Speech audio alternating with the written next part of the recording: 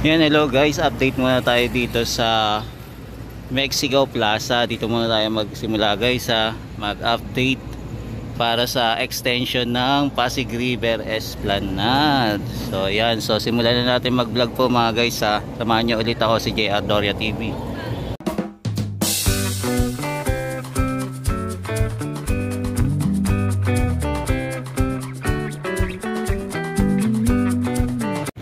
Yan, so mapapansin natin meron na dito, hindi ko alam tawag dito kung anong mobile to eh.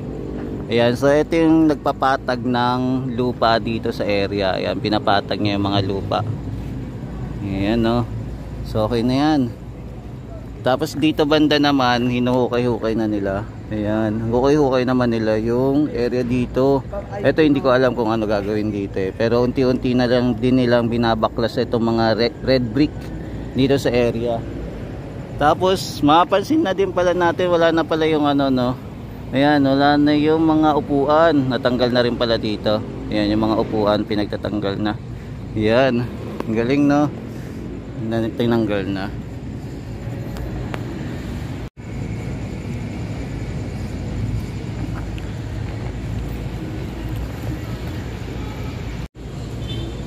Yan, dito naman sa area, meron pa rin po tayo mapapansin na upuan, hindi pa po kasi nasasagad. Siguro pag nasagad na to, baka masarado na rin to.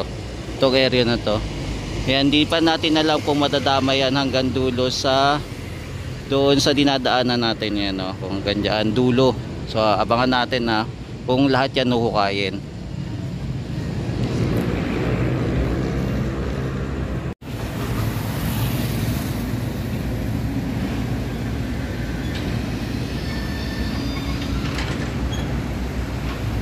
So ito na yung itsura po ng Mexico Plaza na unti-unti na pong inaayos. Yan, tapos dito naman po hindi pa po tayo nakakita ng cement pouring. So wala pa rin po. Hindi pa po sila naglalagay para magkaroon na po ng daanan dito, no. Yan, lalagyan pa nila, tapos lalagyan pa rin nila ng gutter. Yan, wala pa rin gutter na nilalagay. So nakakapag-hukay-hukay na rin sila. Yan, marami na mga tambak na lupa. So may mapapansin tayong maliit na, hindi ko alam kung anong mobile to eh. Basta parang backhook din siya, kaya lang maliit. Ayan, maliit na backhook yung ay hindi, backhook ba yan? Parang sa front eh. Ayan, basta yung mobile na yan. Ayan, kung anong mobile yan, sabihin nyo na lang sa akin kung anong tawag dyan. Yan guys, ang laki na pinagbago dito, no. Simula tayo nag-vlog. Yan, so ito na yung itsura niyan. Malaki-laki na yung pinagbago. So ito yung magkakaroon nata ng bicycle lane ata to, magkakaroon. Yan, abangan pa natin yung ibang mangyayari dito Yan, makapansin din natin nag-uukay sila, no. Yan. Ito, backhook na talaga to. Ito yung ginagamit nila. Ito kasi maliit eh. So ito yung kaganapan ngayon. Todo hukay sila ng mga lupa dito.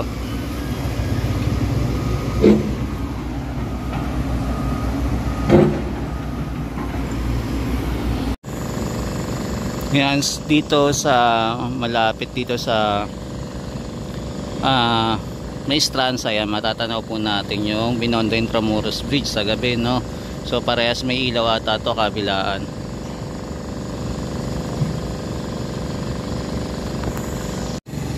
Yan, dito naman po yung barge. So hindi pa nagsisimula yung mga barge para maglagay po ng mga poste dito. Ano pa kaya yung inaantay nila, no? Ang laki ng barge na to, no?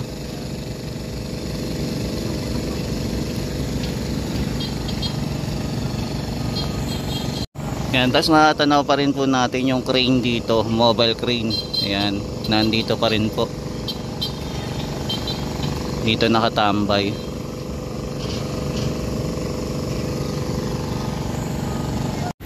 Yan, ito naman po yung itsura ng Binondo Intramuros Bridge. Ito po, papunta po ng Intramuros. Yan, dito naman po dadaan na yung mga sasakyan if ever maayos po yung daanan na pinakita ko po. Dito na po ang pinakadaanan, hindi na po doon sa kabila. Kasi yung daanan na yon, wawasakin na rin po. So dito na po sila dadaan, yung mga sasakyan.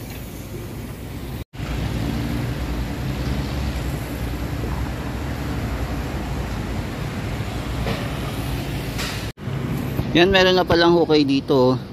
Naghukay na sila. Kaya lang hindi ko alam kung ano gagawin dito sa hinukay nila. Malalim-lalim na din yung nahukay nila dito sa area. Yan, ano kaya gagawin nila dito? So ito yung view natin sa taas, no? Sa taas na Binondo Intramuros Bridge, kung gagawa sila. So pwede pala tayo dito mag video sa taas. Mas makikita natin yung buong paligid na ginagawa dito. So nagkaroon tayo ng magandang spot area para masilip natin lahat yung ginagawa dito sa area. Yan, so nag-update lang po muna tayo ng Mexico Plaza kung ano na yung mga pangyayari dito. Yan, at kung kailan ito matatapos. So balik-balikan na lang natin. Eto, may mga poste na natanggal sila at saka yung mga lamppost. Ito, at saka yung mga brick. Ayan, dito din nilagay nila. Malapit dito sa statue. Ayan, so ito yung mga kaganapan pagkagabi. So ngayon, wala pa naman tayo nakikita na full force para magtrabaho dito sa area. Ayan, next time, ayan, balik-balikan na lang po natin dito sa area na to. Ito, hindi ko lang alam kung yung mga puno tatanggalin nila o magi-stay pa rin po yung mga puno dito.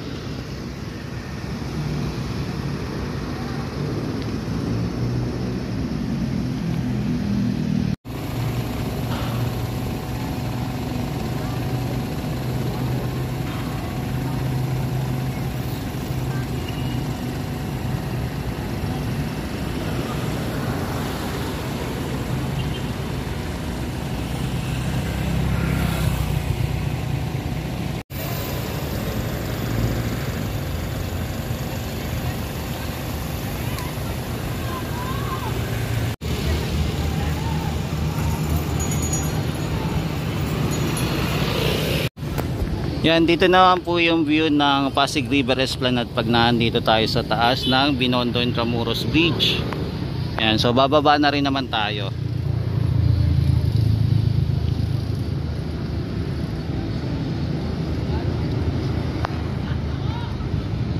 Yan, meron din pala dito hindi ko alam kung prenup to eh. Tapos dito sila nagpo-photoshoot, no? Galing.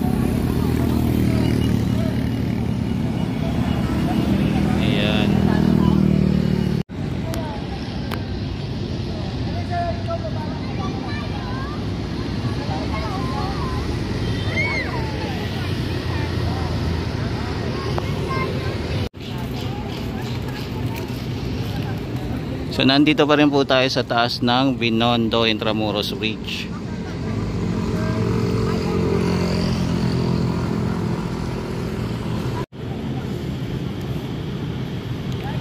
Yan, ganda talaga ng Pasig River Esplanade pag namasyal ka ng gabi, no? Tapos lalo pa marami siyang ganap dito sa area. Lalo na pagka kompleto yung pailaw at sa akong kasama sana yung pailaw doon sa Jones Bridge, kaya lang kulang kasi yung pailaw doon eh. Hindi pa natin alam kung may gagawin yung LGU para ayusin pa yon, kasi magpapalit na din po ng magiging mayor. Ayan, magkakaroon po ng election ulit.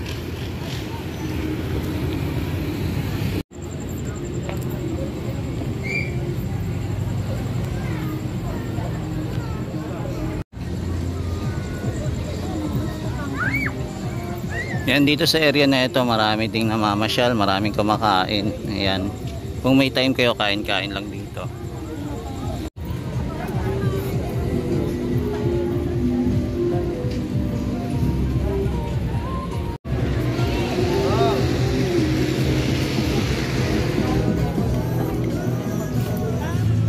Yan, dito po sa main, marami din po ditong namamasyal, no, dito sa gitna, sa main entrance. Yan, marami din tayong mga kababayan na tumatambay dito. Tapos ito, yan, may mga kainan pa rin naman. Yan, syempre hindi nawawala yung mga kainan talaga dito. Ayan, sila talaga yung nandito talaga sa area.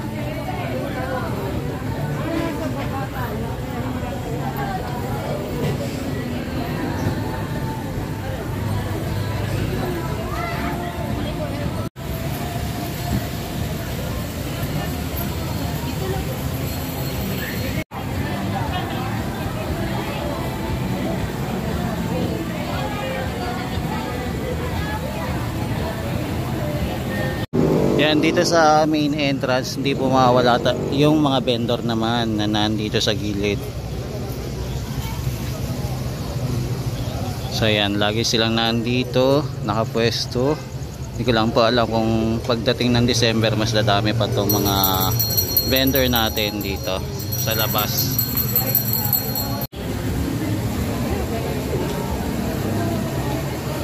Yan, sa mga gusto magpa-picture dito, pa-picture lang po.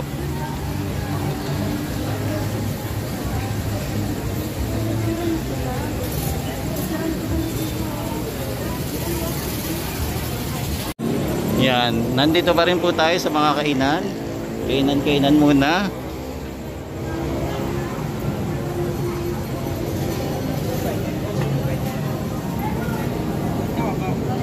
Yan, dito din sa area, marami din pong kumakain dito.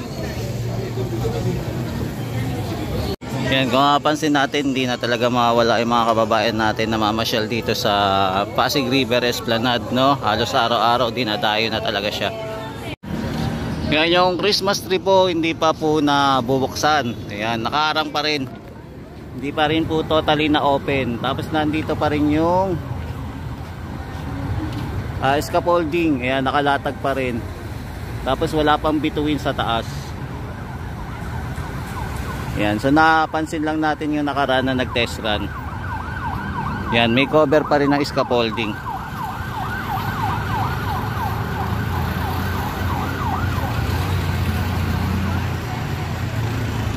Yan guys, silip naman tayo dito sa bazaar. Silipin lang natin, kaya lang meron kasing sound dito kaya hindi na tayo masyadong makalapit.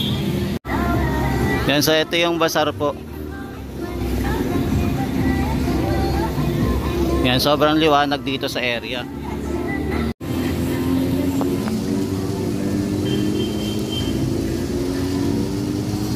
Yan yung mga idol natin, yan mga idol natin.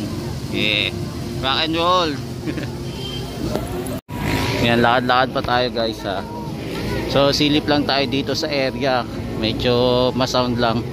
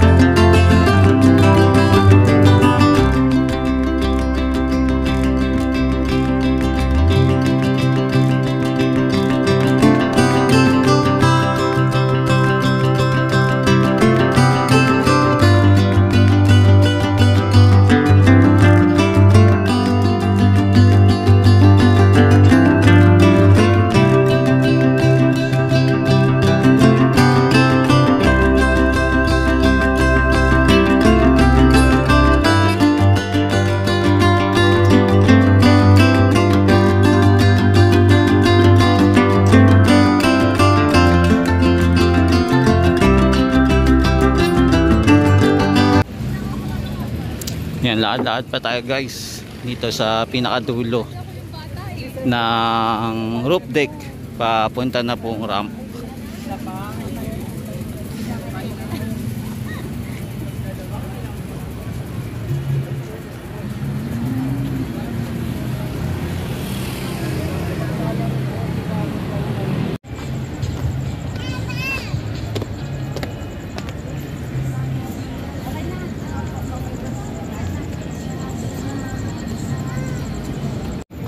Yan, tara guys, silip naman tayo dito sa kabila. Silipin naman natin yung kaganapan dito sa kabila. Yan, dito naman tayo guys sa phase 1C. Phase 1C, A and B. Dito naman tayo tambay.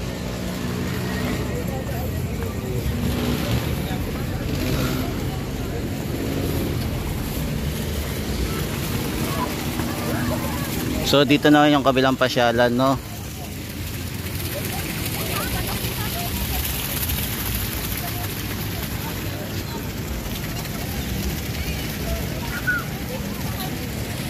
Yan, ngayong Wednesday, hindi po masyadong marami yung namamasyal.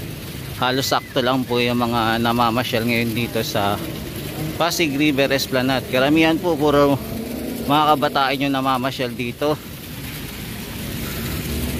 Yan, hindi mawala yung nagti-TikTok, nagpi-picture. Yan, hindi mawala ito. May nagti-TikTok din na nagwo-walk-walk.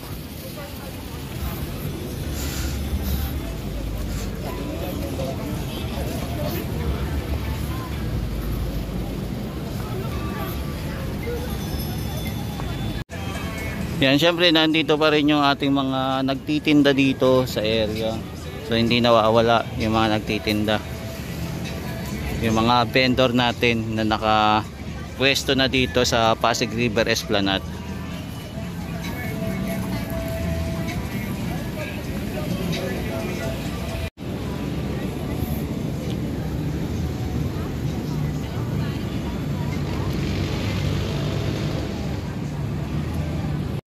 Yan, lakad-lakad pa tayo guys ng konti. Yan, silip-silip pa tayo.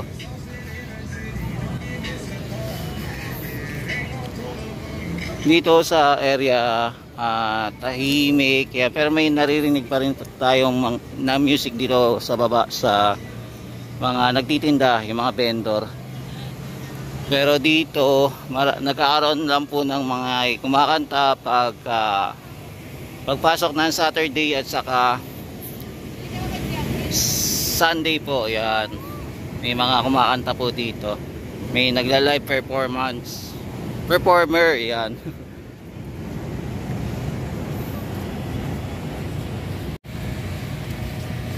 Yan, sa mga kababayan natin hindi pa nakakapasyal dito, pasyal na mga guys.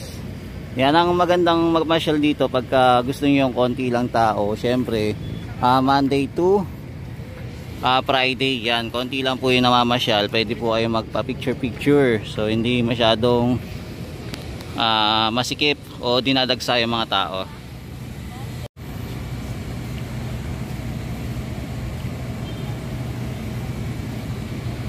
Yan, sa mga kababayan natin magbabakasyon po ngayon darating na Pasko, yan, bisita din po kayo kung malapit lang po kayo dito sa Metro Manila. Yan, bisitahin nyo po yung Pasig River Esplanade.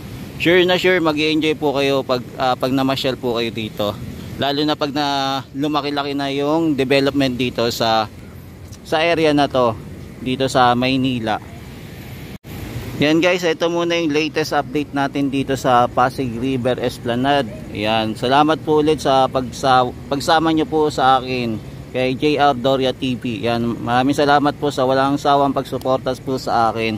Ayan, at sa mga iba pa pong project ng ating government na hindi po natapos ng time ni Duterte. Yan, kino-continue naman po ni PBBM. Yan, nag-update din po tayo sa mga infrastructure, kung ano po yung mga latest update, lalo na katulad po ng LRT1, kung mayroong project po sa LRT2, ayan, MRT7 at iba pa sa mga susunod po na project na gagawin po.